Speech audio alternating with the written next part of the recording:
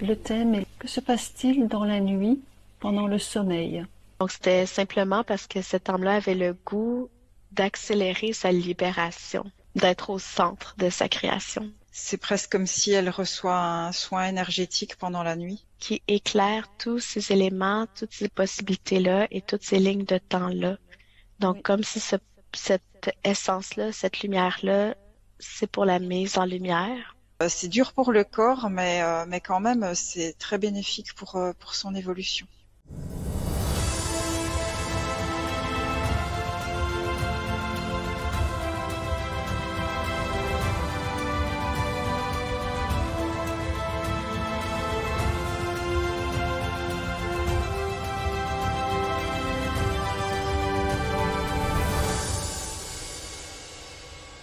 Bonjour à tous.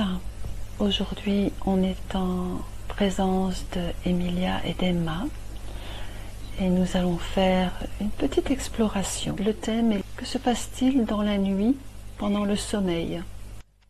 J'ai une scène, en fait, du cinquième élément, le film de Luc Besson. Donc, j'ai perçu notre corps flottant. Donc, le corps prenait l'apparence de, je pense que c'est Lilou, son nom, la jeune Oui. femme Oui. qui représente le tout. Et je voyais la scène où il y a le trafic. Donc, pour moi, la nuit, cette image-là représente que il y a énormément d'activités, Oui. il y a énormément d'énergie qui nous entoure, mais qui est en reliance avec le centre. Donc, cet élément-là du centre, cette essence-là. Et le personnage, je le vois un peu comme il faut qu'elle puisse revenir à elle pour pouvoir choisir euh, comment elle veut se déployer, se déplacer dans toute cette activité-là. Donc, on lui demande de faire un choix. Faire un choix.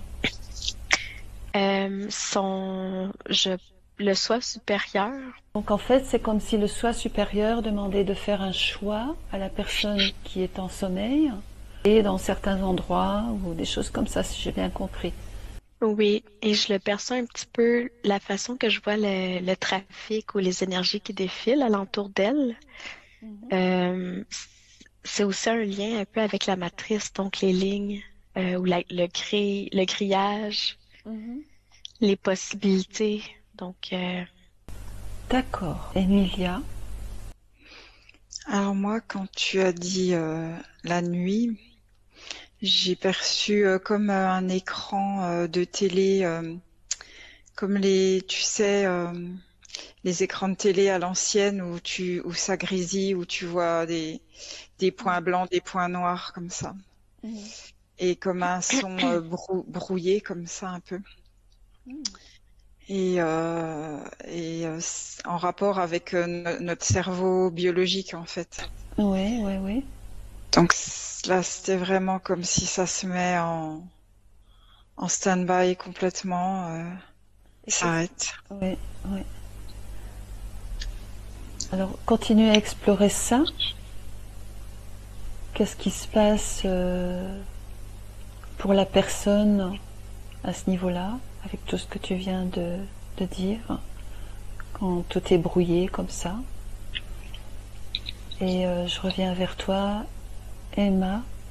j'ai entendu, là, c'était le soi supérieur de l'être que je vois devant moi. Ça l'indiquait, les mots qu'on m'a donnés, c'est la réalité et la fiction Oui. sont le même, ben, sont le même élément, je vais dire ce terme-là, parce que je demandais pourquoi on me montre une image aussi euh, concrète, matérielle, humaine, Réel? dans oui, réelle dans un film. Oui.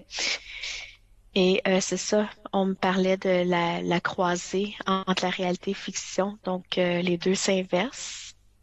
Les deux ont un effet l'un sur l'autre. Donc, Quand on parle de fiction dans ce contexte-ci, c'est le rêve, le sommeil. Mhm.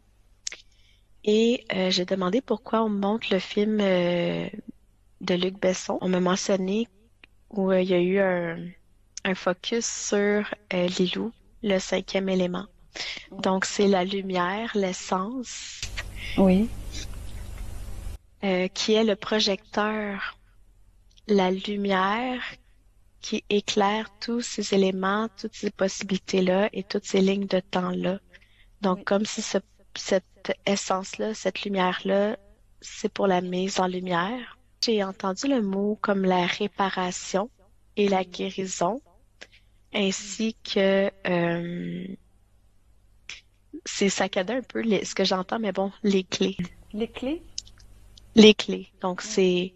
c'est trouver dans tout ce trafic-là, dans tous ces mouvements-là, les clés. Par les choix que tu fais dans ton rêve, en fait, à travers ton grand toit. J'ai comme mon corps actuellement, il est attiré, c'est-à-dire comme si j'étais le projecteur et par mon intuition également, je vais aller dans une histoire pour aller chercher la clé. D'accord, très intéressant. Hmm. Je te laisse continuer. Emilia? Ouais, alors j'ai vu qu'il y avait plusieurs cas de figure, en fait, comme s'il y a plusieurs télévisions. Oui. Il y a il y a une télé où il y a l'écran qui devient noir. Tu disais donc les télévisions, il y en a une qui était avec un écran noir. Et il ne se passe rien du tout.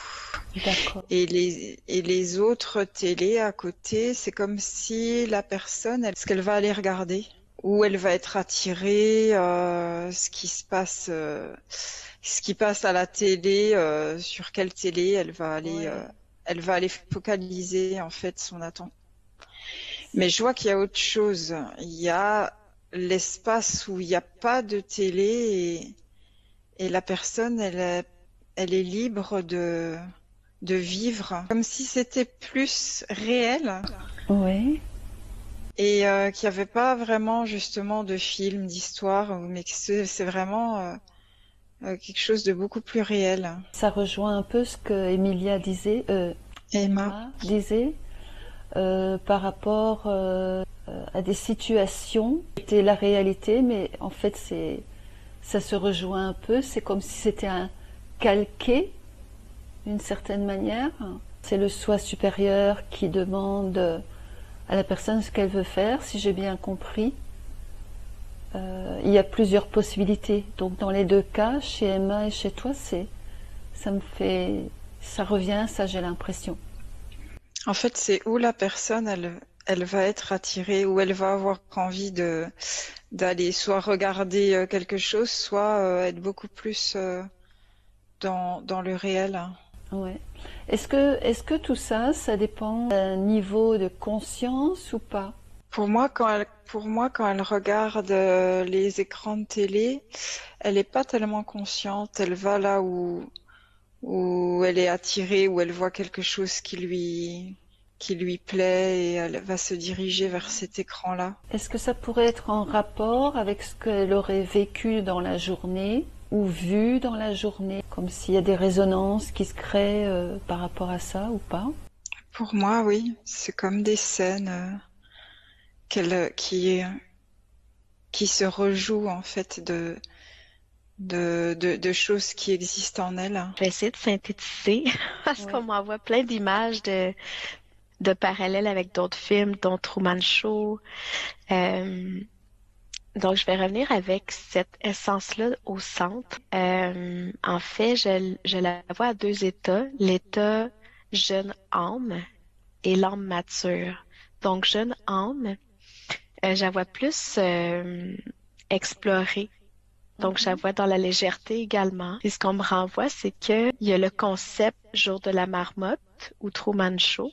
Donc, la jeune âme, elle va dans une direction, elle expérimente, elle revient au centre parce qu'elle se rend compte peut-être qu'elle s'est fait leurrer ou pas. Et ce que je reçois comme information, c'est qu'elle est encodée et tout l'univers qui est en lien avec elle. En fait, c'est comme sa projection également. L'univers est encodé, donc selon ce qu'elle rayonne ou ce qu'elle débloque, donc selon l'avancement de sa conscience, Oui.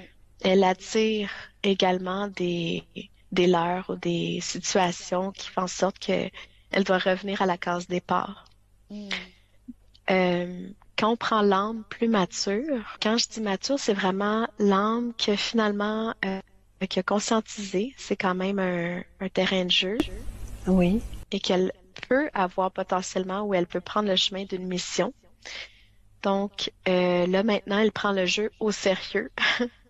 Donc elle va un peu plus observer le décor, les correspondances et elle pourra prendre un chemin, mais c'est un peu aussi un hasard. Donc, je vois, quand je parle de hasard, c'est vraiment une énergie peut-être qui correspond à l'équipe de lumière qui redirige un petit peu ton expérimentation pour que tu puisses aller plus en profondeur dans la recherche de ta clé. Et ensuite, j'ai demandé tout ce qu'on me montre dans le contexte d'un rêve ou du sommeil. Comment on peut faire le lien d'une façon plus concrète. Ce qu'on me disait, c'est encore une fois la jeune âme et l'âme un peu plus consciente ou plus vieille ou quoi que ce soit. Maintenant, elle peut se servir, celle qui est comme un peu plus avancée dans son jeu, elle peut se servir du rêve. Comme un outil? Un outil, mais pour continuer sa mission. Donc, en mode éveillé ou endormi le soir. Oui. Donc, maintenant, c'est une roue que dans son rêve, elle continue son travail dans sa vie de tous les jours, là, humaine. Mhm. Elle poursuit. Donc, c'est comme un travail en continu entre son humain physique et la conscience. Tout ça, finalement, si cet homme-là choisit ce chemin-là, ben, pour évoluer, pour grandir, pour aller chercher le plus de clés qui lui permettent une autonomie, puis être de plus en plus sa création, en contrôle de sa création. Oui, parce que la nuit, même quand on ne le sait pas, et souvent on ne le sait pas, on est très actif. On fait énormément de choses. Emilia? Ça rejoint ce que dit Emma, parce qu'en fait, je voyais vraiment au niveau de la conscience qu'a la personne d'elle-même. Soit elle va par exemple rêver de choses enfin vraiment très simples et sans vraiment beaucoup d'informations, mais selon la conscience qu'elle a, si elle a une conscience très élevée, elle va vraiment avoir, comme Emma disait, des clés. Moi, je dirais ouais, des indices. C'est pareil en fait, pour lui permettre, aussi d'identifier ce qui se passe dans sa vie et comment, s'il y a éventuellement des pièges et comment elle peut vivre sa vie au mieux sans tomber dans des pièges ou sans vivre des situations difficiles. Elle peut être informée déjà à l'avance dans un rêve éventuellement quelque chose qu'elle pourrait vivre, mais si elle a vraiment une forte conscience d'elle-même et de ses situations, elle peut les éviter. Ça dépend, vraiment de la conscience de la personne, ce qu'elle va aller chercher, ce qu'elle va attirer à elle pendant la nuit. Souvent, les rêves sont, pour la plupart du temps, très symboliques. C'est pas toujours facile à décoder ce genre de choses. Comment est-ce qu'il y aurait par rapport à ça une indication, quelque chose qui ferait que la personne qui a des rêves dont elle se souvient très bien et que c'est pas facile à décoder, qu'est-ce qui se passe par rapport à ça en fait? L'information que je reçois, en fait, c'est encore la notion, peut-être pour comparer, là, la jeune âme puis l'âme sont plus matures. Donc, la jeune âme, on peut lui envoyer des symboles. Tout est parfait. Donc, elle peut recevoir sans rappeler. Si elle s'en rappelle pas, c'est pas grave. Par contre, elle est amenée à observer les synchronicités dans son monde matériel. Et c'est là que des fois les déclics peuvent se faire. Donc, le peu de rêves qu'elle se souvient, peut-être que juste un objet et elle voit une correspondance dans son monde matériel. Pour la personne qui choisit, bon, de travailler avec les rêves, c'est encouragé, tu sais, d'écrire tous les ressentis, les mots, même si ça fait pas trop de sens. Et de ce que je vois, c'est en l'écrivant, c'est comme j'ai le mot manifeste, c'est comme pour indiquer dans la matière un signal envoyé dans l'invisible, donc dans l'inconscient pour dire c'est un élément peut-être que j'aimerais développer. Mais tout ça fait dans l'inconscient, là, parce qu'on... Mais c'est ça, c'est vraiment... ce que je vois, c'est le jeu, le travail, le signal qu'on envoie entre la matière et l'invisible. Quand le signal est envoyé, si l'invisible, donc ta conscience, ton soi supérieur ou équipe de lumière, trouve que c'est opportun de t'envoyer une réponse, eh bien, ils vont te le mettre plus clairement. D'accord. Dans la matière ou dans le rêve. D'accord. Emilia? Ouais, moi, ce que j'avais, c'est vraiment par rapport au ressenti que tu as, par exemple, dans un rêve, s'il est agréable, s'il est désagréable, quel ressenti tu as par rapport à ce qui t'est montré. Et c'est déjà vraiment la première indication pour toi. L'autre info que j'avais, c'est que souvent, tu vas plutôt comprendre par la suite tes rêves, peut-être pas tout de suite. Et ça va te donner des indications, mais quelque part, c'est ton langage à toi, tes rêves aussi. Il n'y a pas besoin de se casser la tête pour comprendre un rêve, ça doit être très simple, ça doit être fluide en toi, en fait. Les symboles, faut voir ce qui te vient, voilà, dans le ressenti, dans les premières infos comme ça que tu as. Qu'est-ce qui t'apparaît? Comment tu le ressens et oui, comment tu le vois au premier abord? On dirait que mon regard est plus posé pour celle qui est en mission intensément. Ouais. Donc très active autant dans la matière que dans l'invisible. Mais j'ai remis le regard sur l'âme plus jeune. Puis ça rejoint ce qu'Emilia dit. Elle peut tout simplement se laisser porter, mais c'est encouragé d'émettre une intention avant de se coucher. Le travail peut se faire quand même dans la douceur et dans quelque chose de plus fluide, c'est ça. Maintenant, donc ça c'est pour les rêves. Par rapport à ce qui se passe, donc ça je pense que ça touche aussi au niveau des rêves. Mais, on a parlé tout à l'heure de choses qui pouvaient se passer au niveau de réparation, des choses comme ça. Comment ça se passe par rapport à ça? Est-ce que, par exemple, la personne va dans un endroit en particulier ou peut-être c'est ses corps supérieurs qui sont là et qui font un certain travail là où elle est, ou autre chose peut-être? Moi, ce qui me vient déjà, c'est les informations qui lui arrivent. C'est déjà la première chose qui va l'imprégner dans tout son être.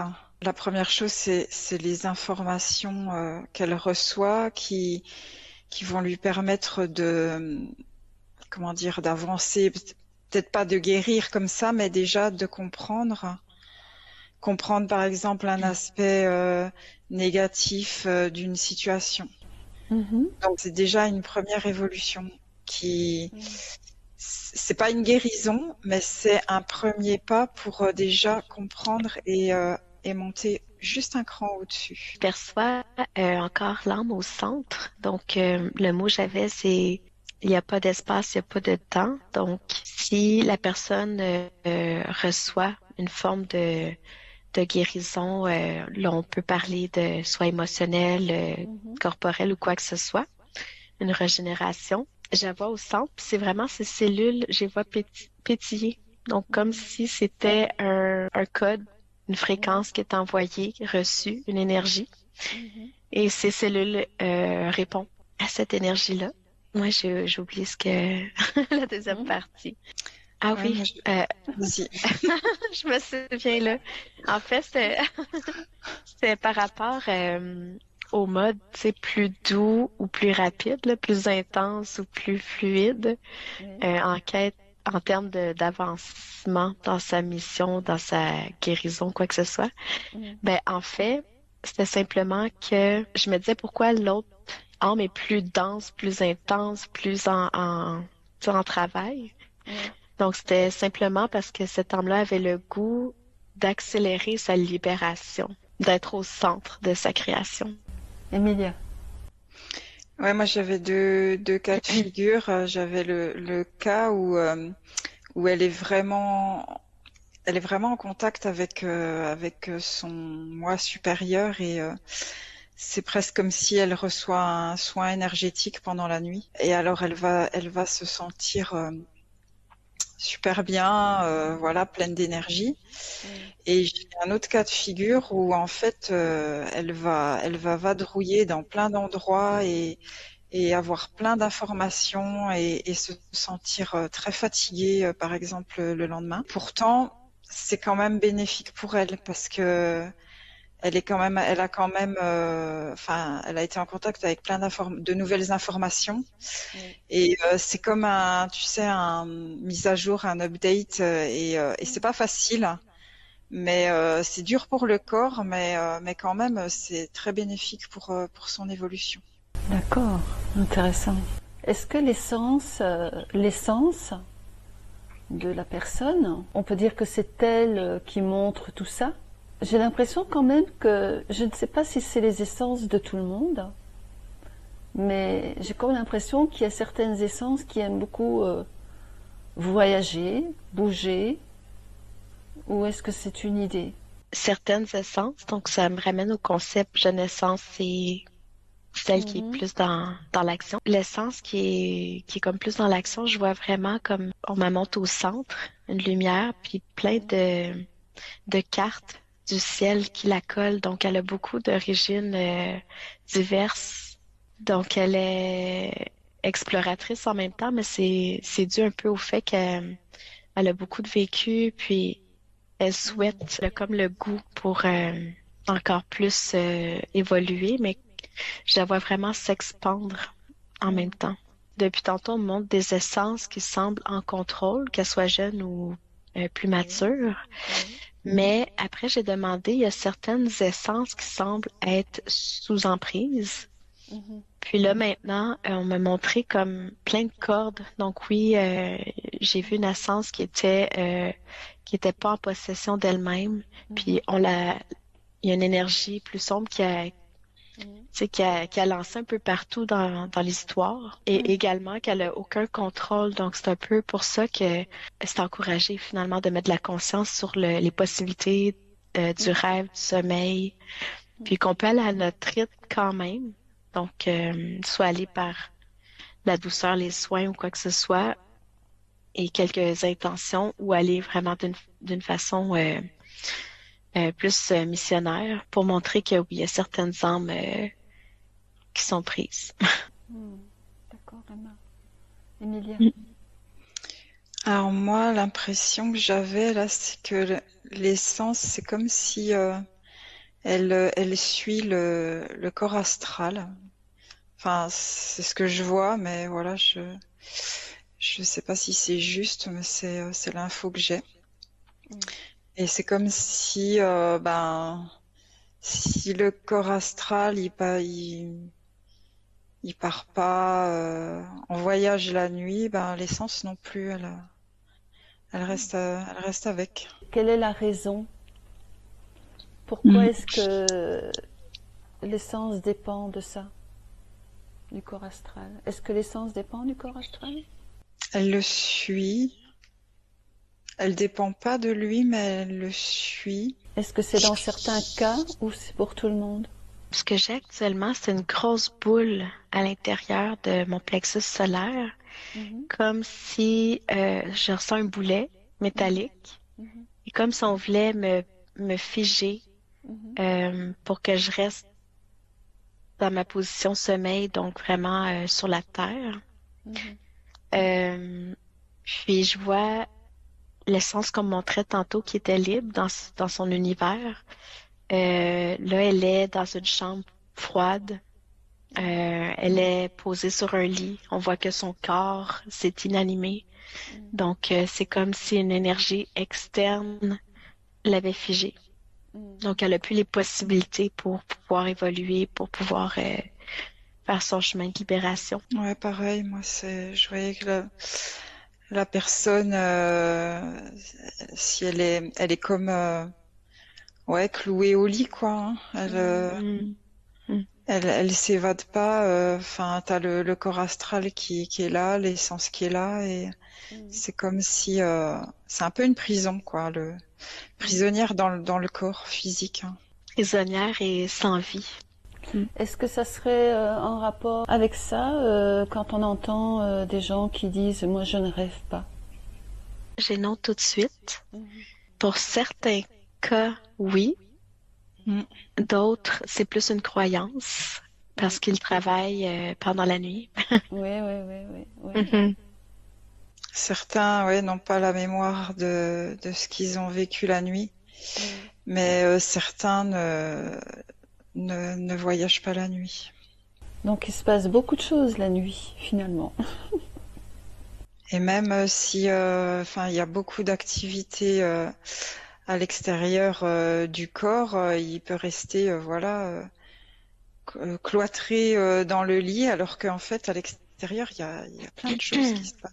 Puis par rapport à la nuit, ce que j'ai reçu, c'est que la nuit, c'est un concept, les mots que j'entends, là, que c'est un concept humain, Mm. que c'est une mise en scène pour pouvoir mettre au repos Mm. l'humain, lui permettre, lui donner un espace de calme et de retour à soi, donc le mettre dans une disposition Intéressant. pour qu'il puisse aller dans les profondeurs, dans l'inconscient, la conscience.